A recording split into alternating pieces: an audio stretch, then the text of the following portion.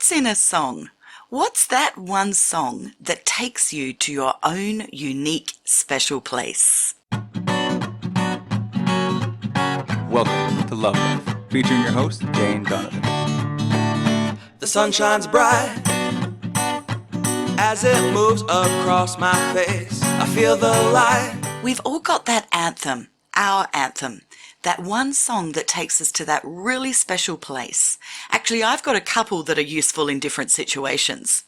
If I want to get an instant feeling of inner attitude combined with that spine-straightening, chin-raising posture and get my moves on, then Madonna's Vogue will do it for me every single time, has me feeling amazing, dancing and being all of this instantly. I hope you're laughing at seeing me voguing around my home with big attitude, likely all glammed up in my tracksuit and Ugg boots. It's a great look. Another anthem I have is if I'm about to step into something new, the nerves are going, the self-doubt's pumping, then it's time for me to blast out on repeat Katie Tunstall's Suddenly I See song. This song for me is all about the lyrics. Music and song seems to be one of the easiest ways for us to connect to emotions. Who doesn't love putting on the retro radio station on a Saturday night and laughing at all the memories that come flooding back with each song? As we know, the body knows no difference between imagination and reality. So when we hear the song, we have the memories flood in. Well, we're really actually there again, in the good, the bad, and the often sad. So I use this information to deliberately anchor songs to emotions that I might want to call on at various times in my life. Anchoring is being able to get into the most powerful and appropriate state that you're desiring at any given moment using NLP techniques, or that's neuro-linguistic programming, to associate like a certain state or emotion with something that's going to trigger it. So in my case, I use music. Other things you could use might be scent or taste. Think of the memories that flood in when you smell food identical to your favorite dish from childhood. Anchoring's useful to call on for all sorts of situations in life that can really provide a heightened sense in the moment, like going for a job interview or a first date, or wanting to remain calm in the eye of a storm. A study undertaken by the University of London demonstrated that music even affects how we see visual images. I found this fascinating. I'd never heard this, but in the experiment, 30 subjects were presented with a series of happy or sad pieces of music. Now, after listening to the snippets, the subjects were then shown a photograph of a face. Some people were shown a happy face, the person smiling, while others were exposed to a sad or neutral facial expression. The participants were then asked to rate the emotional content of the face on a 7-point scale, where 1 meant extremely sad and 7 meant extremely happy. The researchers found that music powerfully influenced the emotional ratings of the faces. Happy music made happy faces seem even happier, while sad music exaggerated the melancholy of the frown. A similar effect was also observed with neutral faces. So what do I take from this? If I want to see more beauty in the world, then I'm surrounding myself with happy music. Now, I don't really understand how all this works. However, I love that it does. So when I was recently given the chance to talk to an award-winning educator and researcher who specializes in the impact of music on cognitive development, I was super keen to have a chat with her. Dr. Anita Collins joins me today to share some fascinating research that's been going on around music, connection with mothers, babies, infants, the heart and the brain response, and how music can help us to grow in empathy. Now that's got to be a good thing. So Anita, the value of audio, of singing, is, I believe, your passionate area of research. What have you got to share that's recently been coming out? Because I think there's some exciting news. Yes, well, it's a very interesting area because my general area of research is actually on learning a musical instrument. But I have been visiting, I think I've visited 16 neuroscience and psychology labs in the last year. And a lot of the time I've been visiting infant labs, which is not my key area, but I've become fascinated by what they've been finding in terms of singing and how music influences babies, particularly under 12 months of age. So this is how Kindling and I came together to produce these podcasts with this new research that I've been able to enjoy and find out more about. So what have you discovered about the connection of singing and music and children under 12 months? A lot of the things that I've discovered aren't new discoveries at all, but they are things that every parent knows and every parent experiences. What I've sort of found is that there is a lot of research going on that's verifying the things that we experience, but also explaining what's going on inside the baby's brain, what they're learning, what they're coming to understand, what they're feeling when they're being sung to and when they are singing. I find it so interesting when science catches up with what we already know. You know, we get the proof. It's wonderful to be able to say, well, I always felt this way, but now I've got the scientific proof. So as a researcher, I have to stop and say there never is scientific proof, but there is scientific explanation. And I think that's okay, thank you.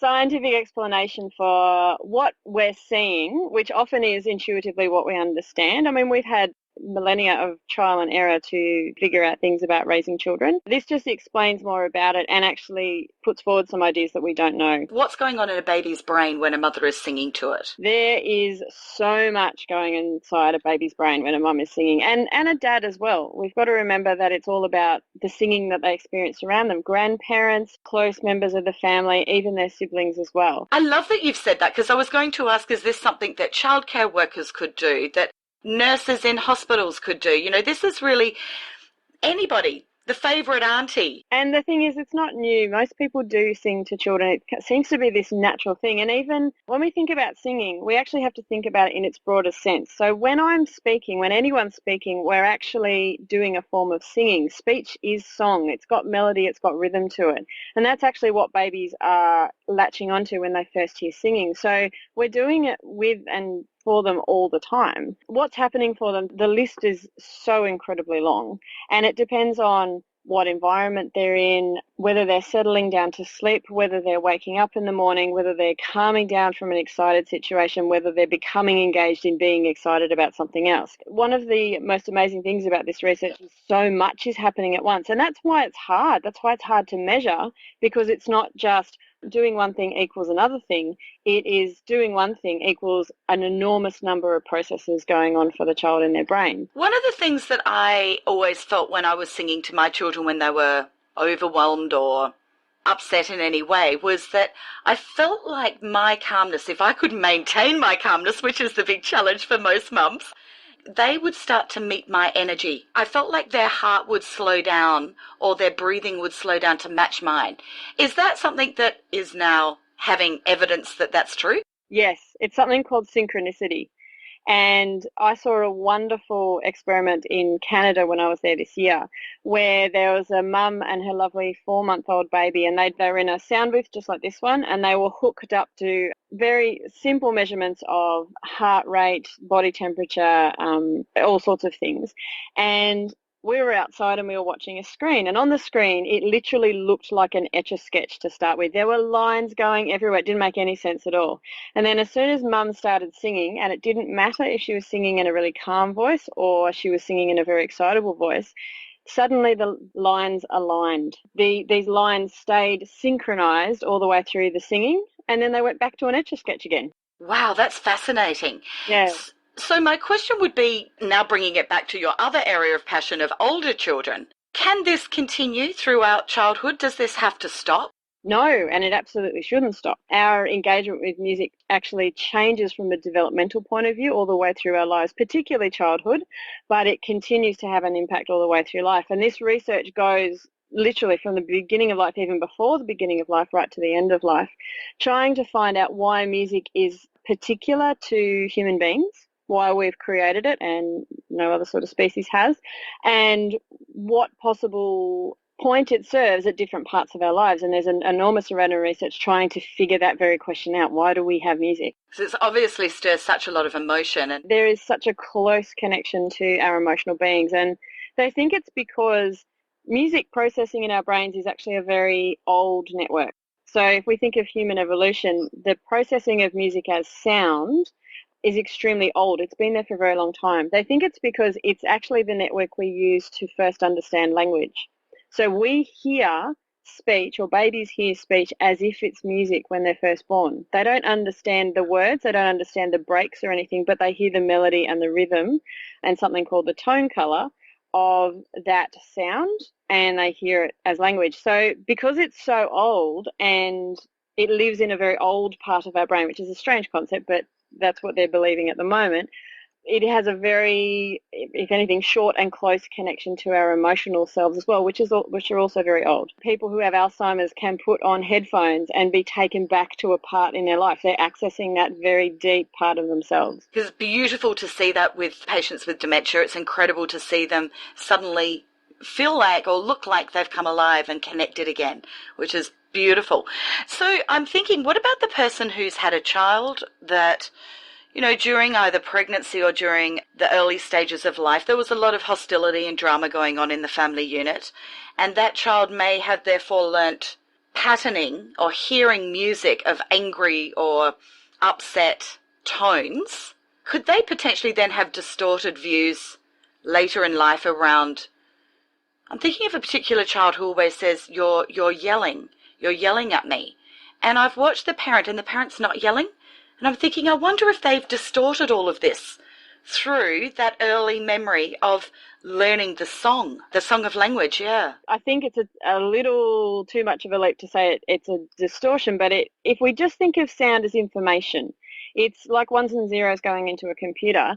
We then internally make sense of those ones and zeros. We ascribe meaning to them. Now, if you have a lot of variety of ones and zeros going in, then you get like a really rich idea of what language can be. If you have the same sorts of ones repeated over and over and over again, that again is just the information that's gone in, and you interpret that as the majority or what happens most of the time. So it's about having that variety of sounds in terms of language, which is music, that children can experience. And it's not to say we can't ever be angry with them or upset. They've got to learn what all of those sounds sound like as well.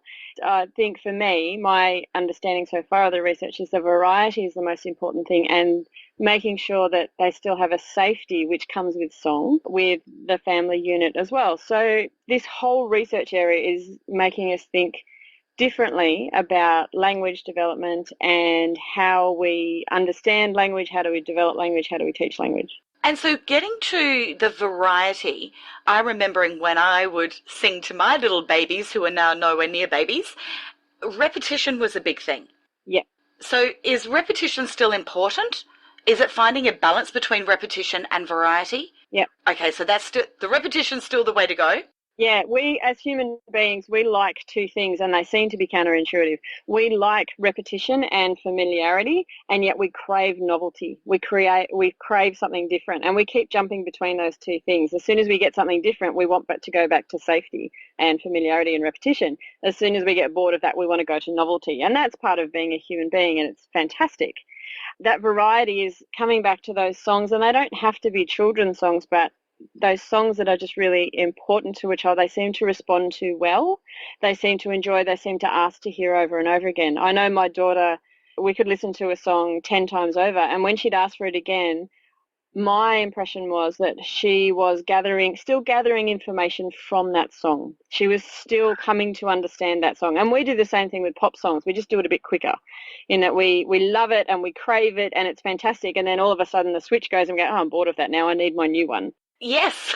Kids are the same, but they need more repetition. They need more because they're gathering that information for the first time. But the novelty needs to be in there as well. So listening to pieces, whether they be in a passive way, so in the background, or in an active way, going to a live concert, listening to something together where you actually actively listen, having that variety of all sorts of different sounds, different styles, different genres, different instruments, different situations is actually feeding their brains. It's food for their brain. Beautiful.